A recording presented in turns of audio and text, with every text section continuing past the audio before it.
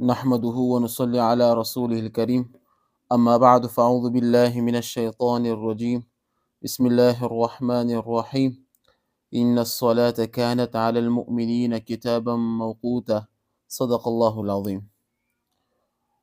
فرض نماز کی فضیلت کے بارے میں آج ہم کچھ بیان فرمائیں گے۔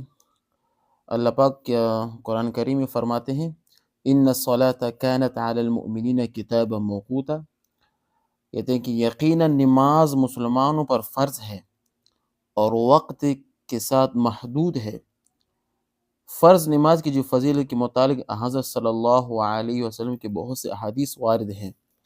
ایک حدیث میں اللہ کے رسول فرماتے ہیں، ترجمہ: 5 نمازیں ہیں جنہیں اللہ نے بندوں پر فرض کیا ہے، پس جو کوئی یہ نماز ادا کرے ان کے حق کو معمولی سمجھ کر ان میں سے کچھ ضائع نہ کرے تو اس کے لیے اللہ کے نزدیک عہد ہوگا کہ اسے جنت میں داخل کرے، اور جو شخص ان کے حقوق کے ساتھ ادا نہ کرے اس کے لیے اللہ تعالیٰ کا کوئی وعدہ نہیں ہوگا، چاہے اسے عذاب دے اور چاہے تو اسے جنت میں داخل کرے۔ یہ حدیث ابو داؤد شریف، نسائی میں موجود ہے۔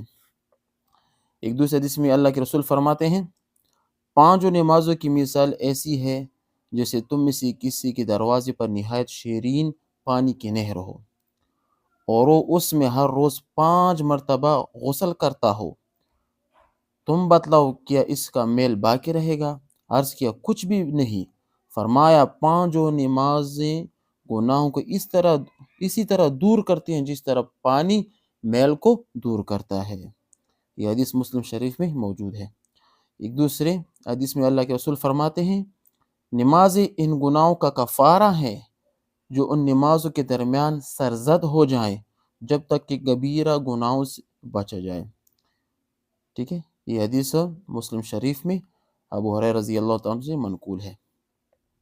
ایک دوسرے حدیث میں اللہ کے رسول فرماتے ہیں ہمارے اور منافقین کے درمیان نماز عشاء اور نماز فجر میں حاضر کا فرق ہے، منافقین ان دونوں نمازوں میں نہیں آ سکتے۔ یہ حدیث امام مالک رحمۃ اللہ علیہ کی جو موت امام مالک میں منقول ہے۔ ایک دوسرے حدیث میں اللہ کے رسول فرماتے ہیں جو شخص اللہ سے اس حال میں ملے کہ وہ نماز کو ضائع کرنے والا ہو تو اللہ اس کی نیکیوں میں سے کسی کا اعتبار نہیں کریں گے۔ ٹھیک ہے نا۔ ایک دوسرے حدیث میں اللہ کے رسول فرماتے ہیں نماز دین کا ستون ہے، جس نے نماز چھوڑی اس نے دین کو مسمار کیا۔ یہ حدیث بہقی میں موجود ہے۔ ایک دوسرے حدیث میں اللہ کے رسول فرماتے ہیں حضرت صلی اللہ علیہ وسلم کی خدمت میں عرض کیا گیا سب سے اچھا عمل کون سا ہے؟ آپ نے فرمایا متعین وقت پر نماز ادا کرنا، مطلب یہ کہ اپنے وقت میں نماز ادا کرنا۔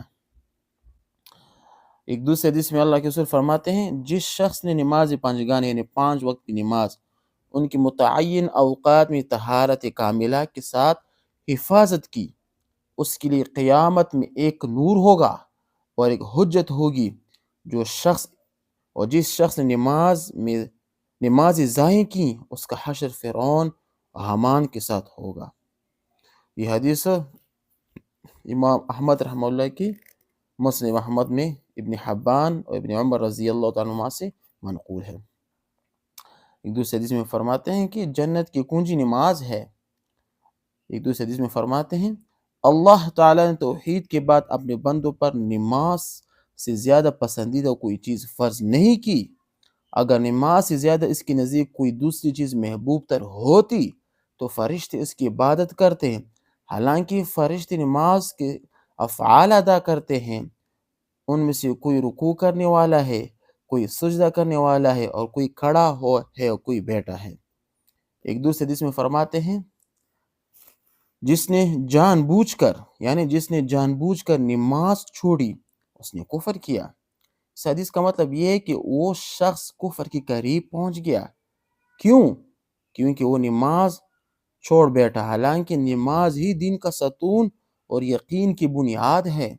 یہ ایسا ہی ہے کہ کوئی شخص شہر کے قریب پہنچ کر یہ کہنے لگے کہ میں شہر میں داخل ہو گیا، حالانکہ وہ شہر میں داخل نہیں ہوا مگر داخل ہونے کی قریب ہے۔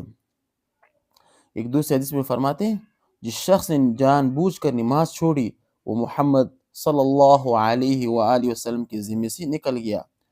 حضرت ابو ہریرہ رضی اللہ تعالیٰ عنہ فرماتے ہیں کہ جو شخص اچھی طرح وضو کرے اور نماز کے ارادے سے گھر سے نکلے تو جب تک نماز کی نیت کرے گا اس وقت تک نماز ہی میں رہے گا، اس کے ایک قدم پر نیکی لکھی جائے گی اور دوسرے قدم پر گناہ معاف کیا جائے گا۔ چنانچہ اگر تم میں سے کوئی تکبیر سنے تو اسے دوڑ کر نماز میں شامل ہونے کی ضرورت نہیں، زیادہ ثواب اس کو ملے گا جس کا گھر دور ہے۔ لوگوں نے پوچھا اس کی وجہ کیا ہے؟ فرمایا اللہ کے رسول نے فرمایا قدم کی کثرت کی بنا پر ثواب میں کیا ہوتا ہے؟ اضافہ ہوتا ہے۔ تو ہمیں بھی چاہیے کہ ہم نمازوں کی حفاظت کریں۔ اس احادیث میں یہ بتلایا گیا کہ آپ اپنی نمازوں کی حفاظت کریں، نمازوں کو اپنے وقت پر ادا کریں۔ قرآن کریم میں تقریباً 80 زیادہ مرتبہ تقریباً قرآن کا ذکر اقیم الصلاۃ کا ذکر آیا ہے کہ نمازوں کو اپنے وقت کے مطابق ادا کرو، کیونکہ نماز پڑھنے والے اللہ سے ڈرنے والے ہیں، اور جو لوگ نماز پڑھتے ہیں اس کو اللہ پاک جنت الفردوس میں کیا گا؟ ٹھکانہ عطا فرمائے گا۔ وآخر دعوانا ان الحمد للہ رب العالمین۔